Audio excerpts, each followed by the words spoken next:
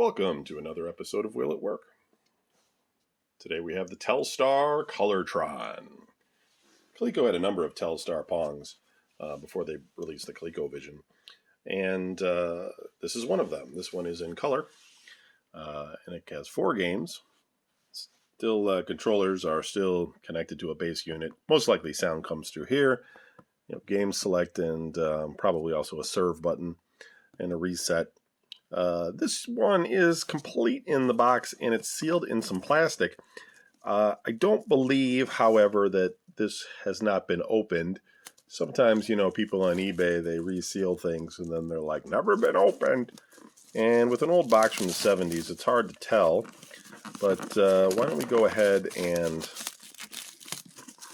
open it up and see for ourselves, because I would never try to sell this myself as unopened. Just seems silly. Okay, let's see what we got here. And as you can probably tell, I have never opened this. So this could be a box of rocks. We're going to all find out together. Let me move the camera up a little bit to give you guys a better view of what I'm doing here. Okay.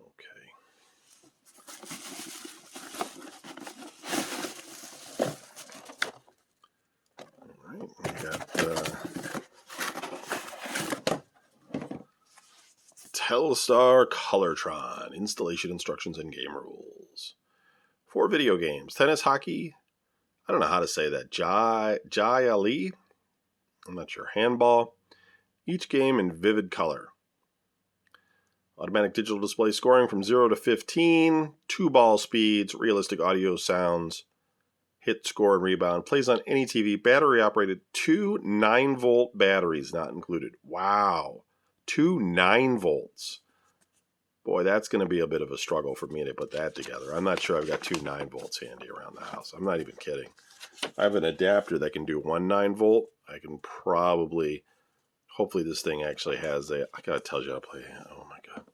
So weird. Okay, so then we've got, yeah, see, this is in a Best Buy bag. Walmart bag. Roll bag. It's obviously been opened before. Not saying that somebody sold this to me and saying it wasn't open before. I'm just saying. Plastic is crazy. So we have a switch box here. Coleco. So it looks like it's original. Since it's a Coleco one.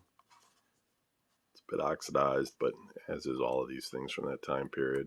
Both the clips are there. Probably works. Got enough of these.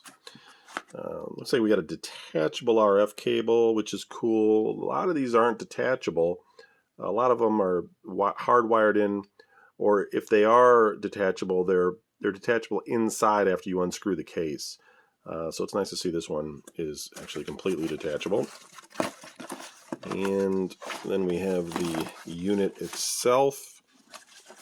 And it looks like we've got some stickers and things that would go on it. Put the cardboard over there so it's not completely put together, which is kind of cool. There's the original stickers that you would put on the unit.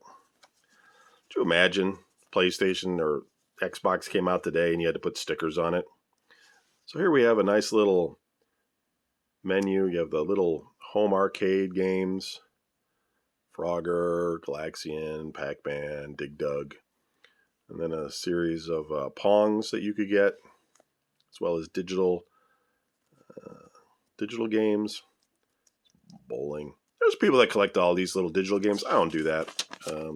That's a little bit before my time. I mean, we had these, of course. Every kid had those head-to-head football games and things like that. But that was really more of my brother's generation. Like, a few years older than me. They would play that. Look at that gun on that thing. It's crazy. Teaching kids. Marksman. Probably have that. Quiz Whiz. And some other things. Yeah, it's really his generation to play these head-to-head football games. It's just one of those things. Like, they were around. I mean, we played them as kids. But by the time I really started getting interested in this sort of stuff, it was on to video games. It was not. Digital games had taken a back seat for the most part.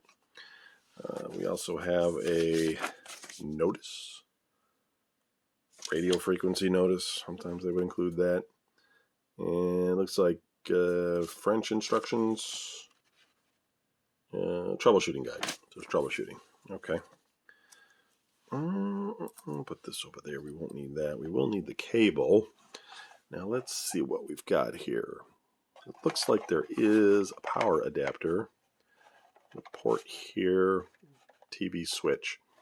I'm going to look through the manual. I'm going to see if this will run off of like a 9 volt power supply unit, and I'll see if I can get it all hooked up without having to plug in 2 different 9 volts on it, because it's kind of crazy for one system to do that. And if it works, I will switch over to the video side and we'll see what it looks like. Okay, hang tight. Okay, so here we have the Telstar Colortron.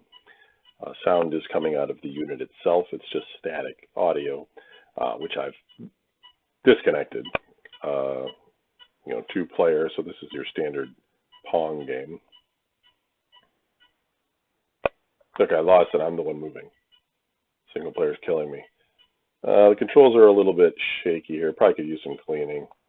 But it, it does have a display, which is good to see.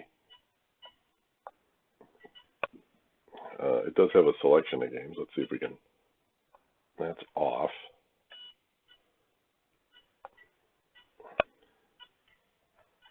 Okay, there's like Pong doubles. That's the Jai Ali, I think, but it's really just racquetball. And then single player. So, in terms of like Pong systems, my gut feeling on this one is that this was a very budget system. It runs on 2 9-volt batteries. It's cheap plastic. Plays a couple of games in color. It's probably a late edition. Put it in Woolworths or something. Sort of a Kmart, real discount type store, and maybe sell it for $20 or something back then. Not sure, of course. And then these sorts of things, you never know how much they're really charging in today's money, but this is pretty basic. Like it even has a screensaver on it of some sort here.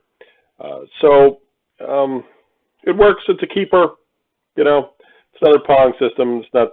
It just looks pretty late. Not as late as say, the ones that have like 12 games on them, etc. But pretty basic anyway. So that's it. Let's move on to the next one. Thanks for watching.